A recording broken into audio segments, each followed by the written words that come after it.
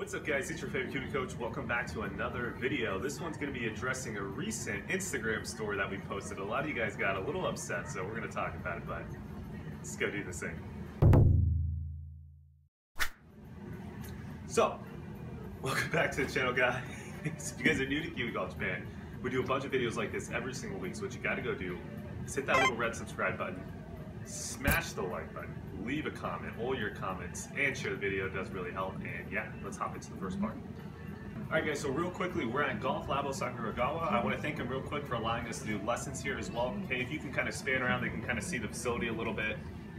This is a great facility located obviously right by Namba Station. So if you guys are located in the area, you guys got to come check this facility out. They have a bunch of great amenities. They got a putting green. They have a bunch of hitting bays.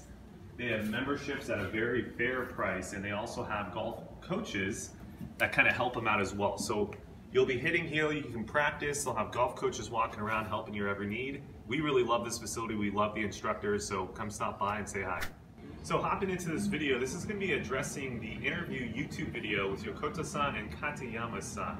So if you guys didn't watch the video, I'll give you a quick little wrap up. Essentially what they're talking about was Katayama-san was talking about kind of the GG swing and how he's been personally using it and doing certain elements of the swing that's really helped him optimize his numbers, as well as he feels like he's using physics correct. So after watching the video, I respect Katayama-san as well as Yokota-san. I think they had a lot of great points in that video, but I don't agree with everything in that video. And let's kind of break it down. So here's kind of the first thing. So one of the major points that they're talking about in the video was kind of this squat motion, right? Where this left knee kind of works externally rotated like this, as well as when you're coming down, you're kind of creating some space here and you're not really pushing too much linear. So let me give you the first little tidbit on this. So first off, I applaud Katayama-san as well as Yokota-san because they're talking about new things in the golf industry as opposed to the old standard slide and flip. So I'm really happy to see that the golf industry here in Japan is kind of introducing new ideas and trying to push the game along and trying to strive to have better golf swings out there. I really do appreciate that. But here's kind of the issue. So when we're moving in transition, first off, if we're going to start coming this way and kind of almost, if anything, going backwards, you got to understand that that's a feeling. That doesn't actually happen in the golf swing. So if you measure players on video as well as Swing Catalyst, especially with irons, you're not going to see too many players at position 6 shift their pressure backwards. Because again, if you're pushing this way, you're shifting your pressure backwards, and hardly anyone does that.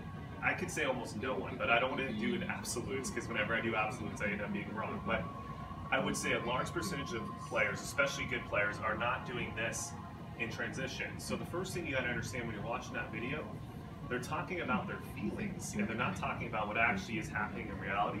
So if you can understand that, and if you're a player that maybe does a little bit too much of this motion, the feeling of that might not actually be that bad of a thing for you. But you got to understand, if you actually end up doing this, you're probably going to have a hard time controlling the low point of the golf swing, as well as you're going to have a hard time kind of controlling the golf swing. Now let me talk about the second thing. The second thing they were talking about is they wanted to get this hand path working a little bit more out. They were quoting that if you work your hand path out like this, it's going to make the club shaft want to lay down. So first off, if you've taught lessons before, you definitely have seen players that do this motion here. So just because your hand path works out doesn't mean that the club shaft is going to lay back like this. Actually, for most people, when we see this, we actually start seeing the club shaft start steepening most of the time, right? So again, wherever your hand path moves, the club shaft is not going to react because of the hand path. The club shaft reacts because of the forces and the torques that you put on the club. For example, I can move my hand path back and shallow the club, or I can move my hand path forward and steepen the club, right? There's really no strong correlation between the two, so you got to understand that. The second thing too, what we typically see, is if you start moving this hand path too far outwards towards the golf ball, what we end up seeing is we see a lot of players from this position end up actually starting to extend early.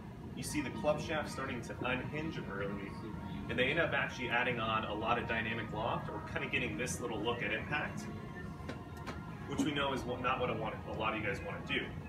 So for us personally, yes, I believe that the hand path should work diagonally outwards towards the golf ball, but it doesn't need to work out this way. personally, what I like to tell my players to feel like the hand path is going vertically down, and then as you start to rotate, that'll actually shift the hand path back out towards the golf ball. So again, you don't need to feel like you push the hands out. Feel like the hands go down and then rotate, and that's probably going to get your hand path to work correctly. So anyways, guys, those are kind of some minor points I wanted to bring up in this short little video. I hope you guys enjoyed. In the future, we're going to have more videos about the GG swing, kind of talking about what we see as different from taught in America, as well as what's taught here in Japan. But like, comment, subscribe, share, all that good stuff, and I'll see you guys again next time.